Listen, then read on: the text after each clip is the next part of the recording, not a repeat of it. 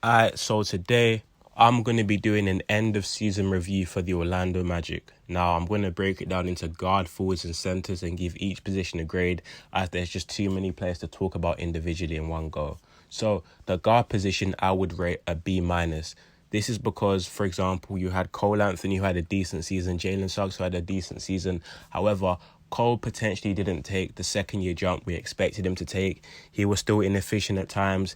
He still made some poor decisions on the offensive and defensive end, and sometimes his shot IQ was just pretty poor. But again, Cole was still one of the best young guards in the NBA, and that's not really too much of a concern, as I feel like he will figure it out next season, and he's still a great player. And Suggs, however, he had a bit of a turbulent rookie season. He wasn't really hitting the three ball at a high clip. He was inefficient. However, on the bright spot, in transition, he's one of the best athletes I've seen. It's a great full court facilitator and player in general. Going downhill, there's not many people that can stop him. And he was actually very good on the defensive end and had bright spots there. So I'm not saying they were bad. However, a B minus is a solid starting point. Even RJ Hampton had some moments off the bench where he was a bit of a spark plug.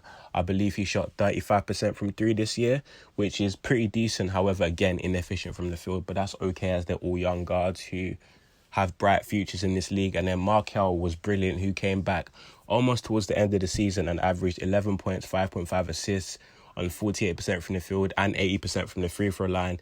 He basically did everything a guard is required to do and more. The way he was able to read and carve open the defense with his passes and dimes was just astonishing, and his ability to finish at the rim and shoot from the mid-range was also great. So he's proven that the Magic could have an all-star guard in the next 2 years, hence why I rated that a B minus. Now, the forward position, I'm only really going to talk about one player, and because of that one player, it's an A minus, and that's Franz Wagner. Now, he possibly exceeded every expectation that was given to him this entire season. In his rookie year, he averaged 15.2 points, 5 rebounds and 3 assists on 47% from the field and 35% from three. Now, if you watch Magic games, you realize that he's 20 years old with not that many weaknesses in his game. There's nothing that you can glaringly see that, oh, Wagner's really bad at this. No. Wagner is just all around a solid player. He can hit the three, he can beat you off the dribble, he can defend, he can stretch the floor. He's just one of them type of players that are just so crafty and just so neat with or without the ball that he can be on any team and have a perfect role to play.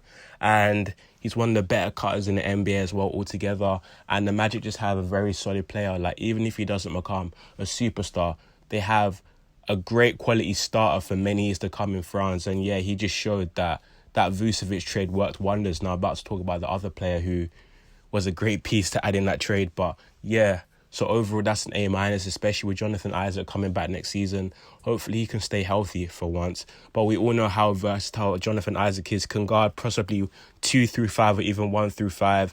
And he's just a bit of a unicorn type player. And I know the joke is they're all called unicorns because they never see the floor. Porzingis, Jonathan Isaac. But the point is that he has a unique skill set people 6'11" don't tend to have. And that, alongside Franz Wagner or other players on this Magic team, could see a lot of success in the future. So I'll rate the forward position in A minus. Now, going on to the center position, I'm going to again rate that an A minus. And I know Wendell Carter did play the power forward position. However, he is naturally a center. And he's part of the reason why I graded the forward position an A minus, just to put it out there. But the center position, I will grade an A, purely because Wendell Carter was excellent, even though he played the full most of the season, and Mo Bamba was excellent too. Now, Wendell averaged 15 points, 11 rebounds and 3 assists on 53% from the field and 33% from three. Now, the 33% from three is significant for me because Wendell was someone who was barely taking threes with the Bulls, and gradually has worked on that part of his game where he can legitimately stretch the floor, and his defensive ability has just been fantastic. Like, he's versatile, he can play defense in the pick and roll, and he's just the type of centre that you want to build around. And I believe he's also on a very cheap contract for the next 4 years. And Wendell is just like one of the most perfect young centres, the young bigs to have in this league. And Mo Bamba, who I suspect will be gone in the off-season, depending on who the Magic draft. Let's say they draft Chet. I don't really see what the point is in keeping Mo Bamba. But anyway, Mo Bamba was great as well. He averaged 11 points on 45% from the field and an impressive 38% from three. He was a guy that could catch fire at any point. There were certain games where he would start off the game 6 for 6 from three, 6 for 6 from the field, for example, against Philly and other games there. But Mo Bamba was just another great player this season. And although he does have a lot of defensive potential and is a good defender, however, he did look a bit lost on that defensive end sometimes. So if he can put together the ability he does have alongside some of that athleticism, he can be a very intriguing player going forward. But overall, I'd rate this whole Magic season a B, purely because you had injuries to possibly two of your better players, best players, Jonathan Isaac, Markelle Fultz, and you develop talent whilst having another top 5 pick potentially. So you could have Jabari Smith, Chet Holmgren added to this young core of players. And if I'm being honest, the Magic could easily be a play-in, play-off team next season. You never know, like an 8 seed. But overall, I really want to see what the Magic do this off-season.